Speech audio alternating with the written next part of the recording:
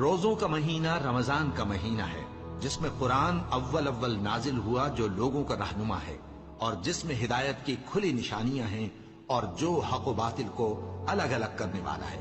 تو جو کوئی تم میں سے اس مہینے میں موجود ہو چاہیے کہ پورے مہینے کے روزے رکھے، اور جو بیمار ہو یا سفر میں ہو تو دوسرے دنوں میں روزے رکھ کر ان کا شمار پورا کر لے۔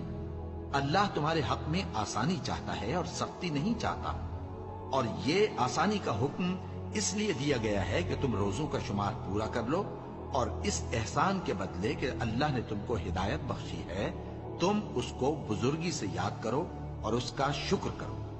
اور اے پیغمبر، جب تم سے میرے بندے میرے بارے میں دریافت کریں تو انہیں معلوم ہو کہ میں تو تمہارے پاس ہی ہوں۔ جب کوئی پکارنے والا مجھے پکارتا ہے تو میں اس کی دعا قبول کرتا ہوں۔ تو ان کو چاہیے کہ میرے حکموں کو مانیں اور مجھ پر ایمان رکھیں تاکہ نیک رستہ پائیں۔